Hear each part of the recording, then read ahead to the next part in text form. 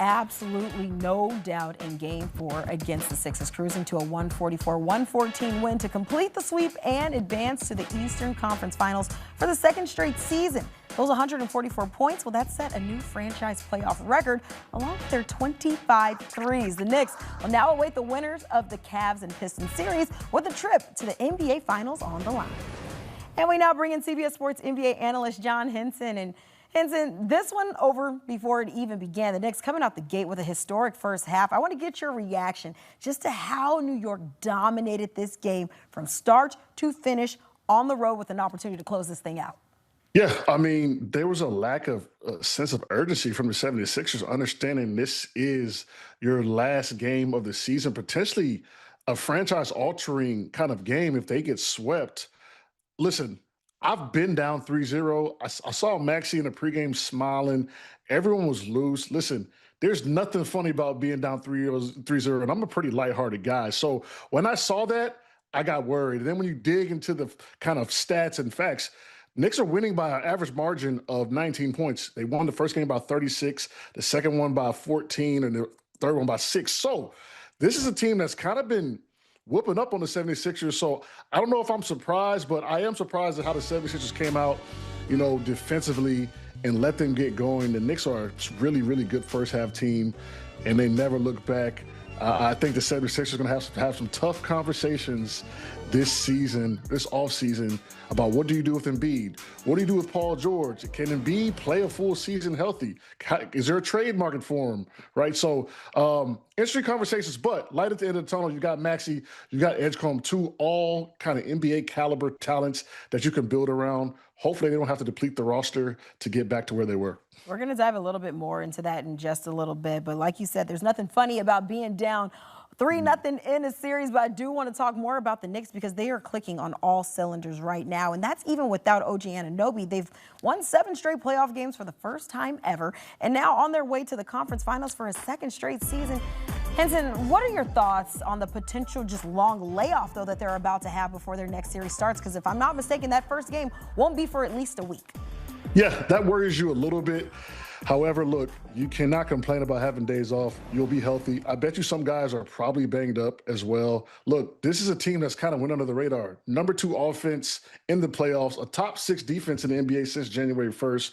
And we're not really talking about them being championship contenders, but as it looks right now, they look like the favorite to come out the East and maybe the only team, if there is a team that could give OKC, potentially San Antonio, who I think they're 2 teams that have a chance to get to the finals, a run.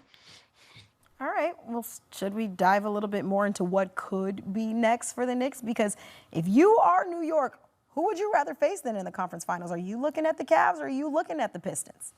Ooh, that's tough. Probably from a talent perspective, I'd probably want to go Pistons, just because they do struggle to score. Now, they defend really well, but they struggle to score, and they've got one guy, Cade, who kind of bears the load. The Cavaliers have Harden, they have Mitchell, they've got Allen Mobley, 2 All-Stars, defensive player of the year. They have a lot more on paper. So if I got to pick a team, I'm going to pick the Pistons because of kind of the lack of star power. But that doesn't mean anything in these playoffs. The Pistons actually look really good right now. Yeah, and I'm looking at the series, the season series. The Pistons sweeping the Knicks 3-0 in the regular season. So, I mean, we'll see how that one plays out as we wait for that series. But as for the Sixers, we were talking about them a little bit, obviously. Not the ending that they maybe had in mind, but how would you just describe the state of Philly after this series? Because it does seem that they at least have a solid foundation. You brought it up. They've got VJ Edgecombe. They also have Tyrese Maxey. But what do you think about building around this foundation?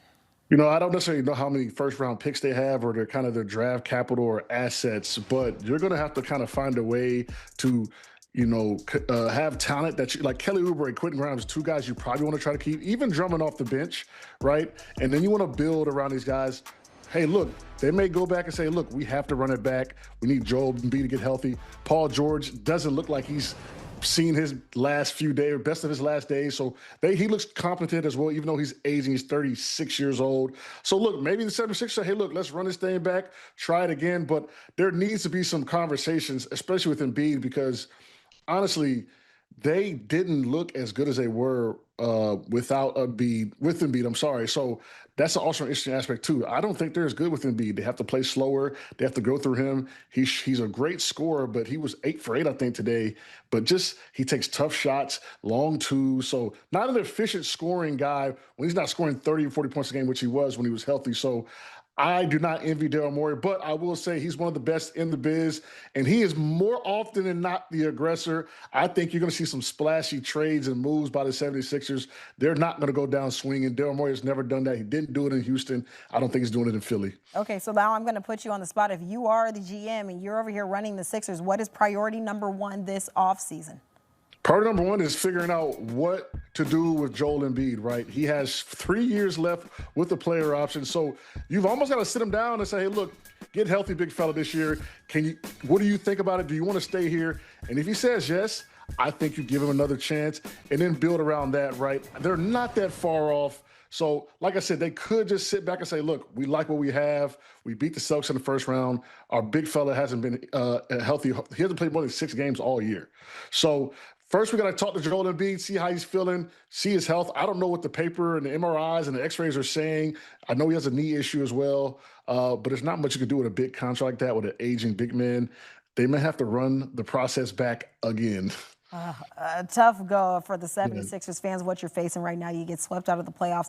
You want to get your big man healthy, maybe get some pieces around some of these young pieces, but it's what can they truly work with right now? It's yet to be seen, but as of now, Knicks moving on. Henson, I know you've been all over. We appreciate you stopping by. Thank you. Well, the Knicks, they've been winning. Not just winning, but across the playoffs, they've been winning convincingly. Their plus 194 point differential, that's the largest by any team in NBA history through their first 10 games of postseason play. The other 2 teams on this list, well, look, they've gone on to win a title after dominating their stretch. That also includes, most recently, the 2017 Golden State Warriors. The Knicks, they're looking to be the next. And Wizards, who will be picking first overall for the first time since 2010. That's when they took John Wall. Meanwhile, the Jazz, they'll pick second, Grizzlies third, Bulls fourth, and the Clippers getting that 5th overall pick. The Pacers would have had LA's pick if it fell inside the top 4. Back here with CBS Sports NBA analyst John Henson. And Henson, it feels like Washington played this perfectly. And now they can add a franchise player to pair with Anthony Davis and as well as Trae Young. But when you take a step back and just look at this team and what this could happen for this team, what does this moment mean for the Wizards franchise?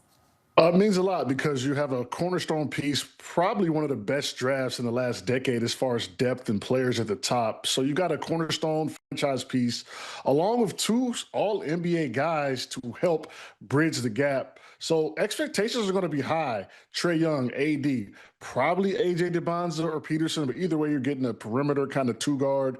I know AD doesn't love playing the 5, but with DeBonza, he might have played a little more 5 than he may want to next year. But great for the Wizards. The last #1 pick they had was amazing for their franchise, led them to kind of new heights. I'm sure they're looking to do that again. By the way, I do want to just point out that it seems like Anthony Davis does bring some kind of luck with him because if you remember, he was on the Pelicans roster with the Zion lottery pick and then the Mavs roster when they got Cooper Flag. Now it's 2026. It seems like it's happening again. Maybe he's a little bit of a good luck charm, but you did bring up 2 of the top picks in this year's draft, the Jazz. I mean, they'll be picking second, and they have their eyes on AJ DeBonza after he spent this past season nearby at BYU. But if you're Utah, are you content with taking Darren Peterson second overall, or do you do whatever you can to potentially swap spots and ensure DeBonza stays home? Well, I know the owner of the Jazz has a lot to do with the BYU NIL, so I'm sure they would love to get DeBonza. And look, DeBonza was going to be there too, but unfortunately Peterson had some injury questions. But right now, you just never know, right? You don't know if the Utah Jazz are going to say, hey, look, we'll take Peterson. Do they talk and swap picks and maybe have to give him a 2nd-round pick? Does Washington say, no, we want DeBonza, right? That's going to all kind of play out. but I bet my, if I'm a betting man, I'm going to say Utah is going to try to figure out how to get DeBonza, even if they throw the smoke screen saying we love Peterson, we're going to take him, we don't want DeBonza. I don't think that'll be true. The smoke screen. Yes. I mean, we'll see how everything plays out, but I mean, the ties make sense that this even dates back to last season. But let's move on because meanwhile, Warriors and Heat, that's two teams who just missed out on the NBA's postseason and will find themselves just outside of the top 10 in the draft order as neither received any lottery luck. Golden State at 11, Miami at 13, two teams with less than a 10% chance to pick in the top 4. But how does this impact how both of these franchises proceed this offseason? Well, I'm going to throw the Bucks in there because I think the Bucks were banking on Warriors or Heat getting a top pick. So that's why they didn't trade Giannis, because they said, look, let's take our chances with these two trade suitors, right, that could potentially get a top 10 pick. So I think it's back to the drawing board for the Heat and the Warriors, kind of try to find a free agent, maybe package some picks. Maybe the Warriors move up a spot or two, same with the Heat, to try to get Giannis. But this is kind of a bad day for three franchises, especially the Bucks, banking on one of those trade suitors that, the Heat or the Warriors actually offered a first-round pick. So this probably would have been their pick that they gave the Bucks. So kudos to the Bucks for not necessarily taking it, but also I know they're a little bit upset because if the Warriors get a top 4 pick, which they had a decent chance of getting, Atlanta won with 3%, won the lottery with 3% chance.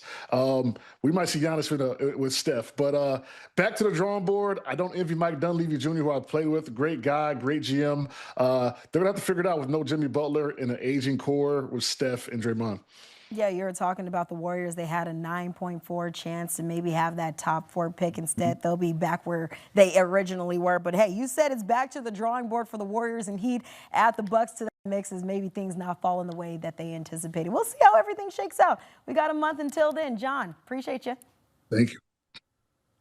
Let's take a look at Adam Finkelstein's initial mock draft. So he has DeBonza going 1 to the Wizards, Darren Peterson 2nd to the Jazz, then Cameron Boozer 3rd to the Grizzlies, Caleb Wilson 4th to the Bulls, and Keaton Wagler 5th to the Clippers. The NBA draft, that's set for Tuesday, June 23rd, and you can catch that action coming from Brooklyn.